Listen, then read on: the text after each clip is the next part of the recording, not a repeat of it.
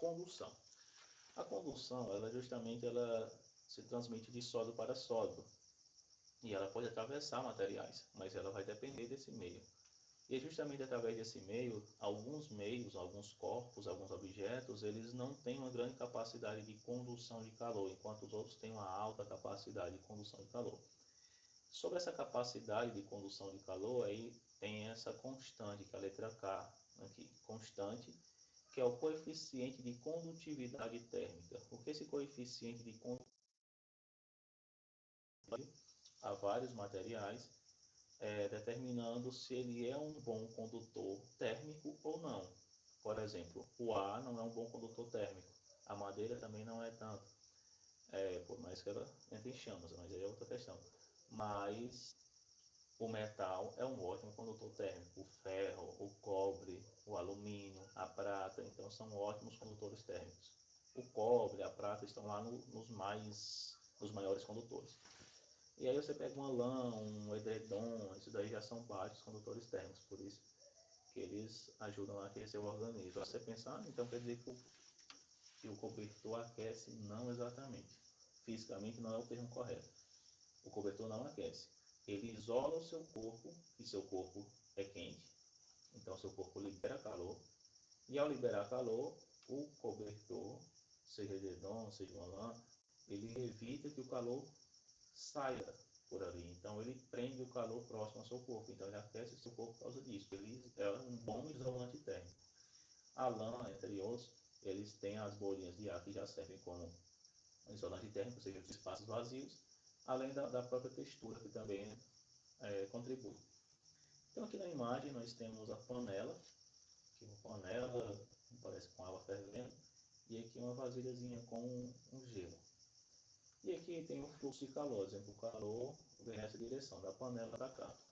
E tem três termômetros, justamente medindo as temperaturas. E se você precisar, a temperatura aqui, nessa ponta aqui, próxima à panela está alta, já no meio está mediana, e já lá na ponta está mais baixa.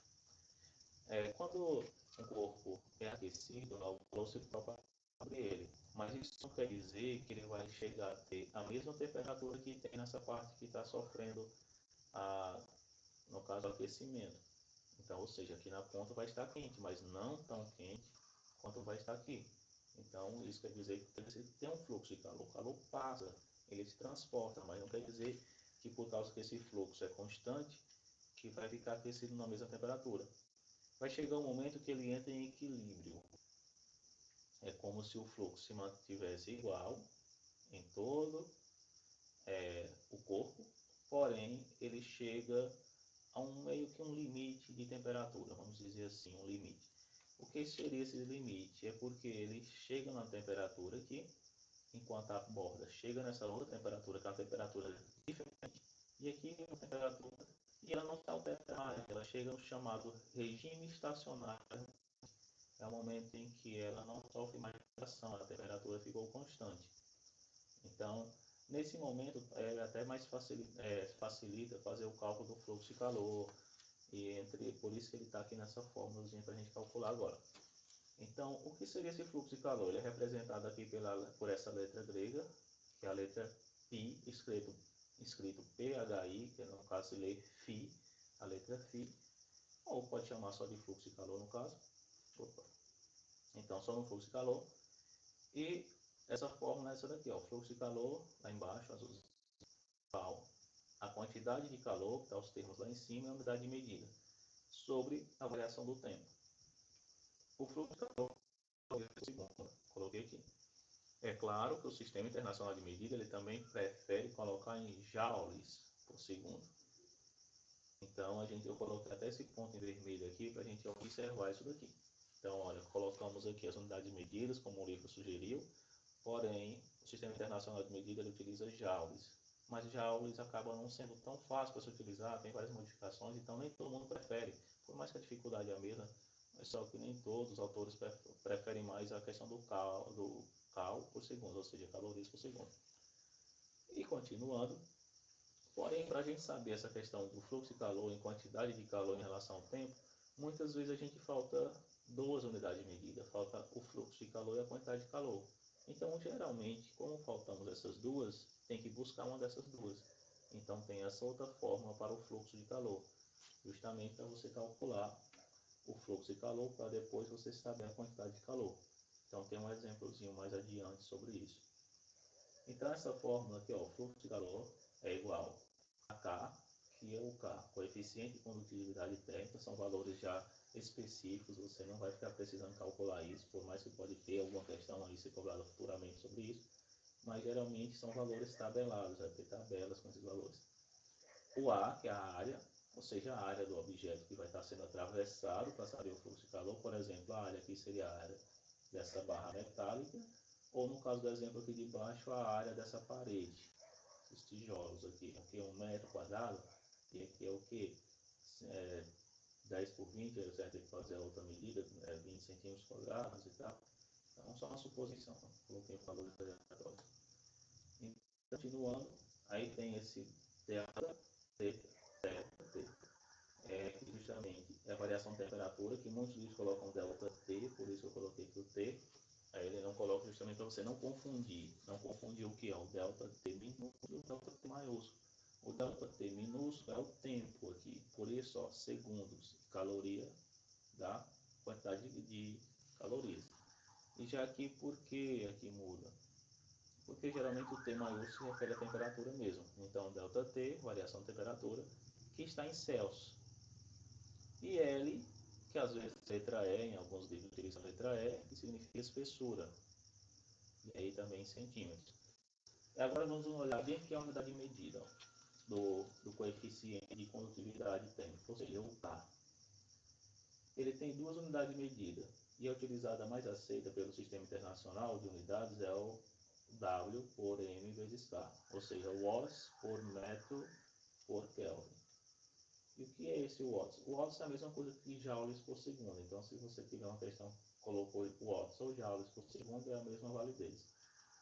E aqui tem cal por segundo, calorias por segundo, vezes centímetro, vezes Celsius. Então analise, se você está vendo uma questão e ela está tendo a questão em centímetros, em graus Celsius, ou cal por segundo, é uma tabela, o K vai valer uma coisa. Se você está vendo uma que está utilizando joules por segundo, ou o W aqui do watts, e o metro e o Kelvin, então você utiliza de coeficiente. Eu coloquei no próximo slide justamente para a gente comparar. Então aqui, olha, essa daqui é a que está no plano de vocês, ó. Essa primeira, a de vocês. Realmente, olha, em watts por metro por Kelvin, ou seja, mesmo o livro todinho, essa parte trabalhando com calorias e centímetros, ele utiliza essa watts, metros e Kelvin. Se for metro e Kelvin, você tem que colocar Kelvin. Já nas questões que estavam no livro, nenhuma delas você estaria precisando de joules. Porém, para quem utiliza em calorias, aí tem essa outra tabela. Com calorias, aí, ó, essa tabela também se encontra, pode encontrar na internet, que é uma questão, geralmente ela vai ser atribuída o valor, vai dizer lá, o valor da constante do cobre é 0,92, formal. Mas observe sempre a unidade de medida, porque a unidade de medida é que vai dizer o resto das unidades de medida da questão. Ou seja, ó, se aqui está em calorias por segundo, em centímetros, em Celsius, então, ó, quem é caloria? Quantidade de calor. Então, a quantidade de calor tem que ser em calorias. Por segundo, por segundo é o fluxo. Quem é a área e a espessura. Então, a área vai ser a espessura. E em graus Celsius, temperatura. Ah, professor, mas a questão é em Kelvin. Então, se em Kelvin, ó, aqui é metros e aqui joules por segundo ou watts. Por mais que aqui também é por segundo, algumas unidades de medida eu gosto de utilizar por minutos, por uma medida maior, quilocalorias, ou seja, 1000 calorias por segundo, ou 1000 calorias por minuto. Quilocalorias, a gente vai ver isso poucas vezes.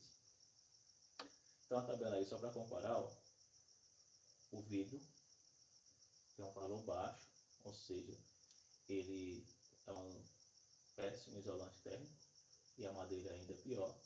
O ar seco é pior ainda. Ou seja, o ar seco, por quê? Porque quando se fala ar seco, o ar úmido acaba sendo melhor para propagar o calor. Então, aliás, tem valores diferentes para propagar o calor, então tenta analisar isso.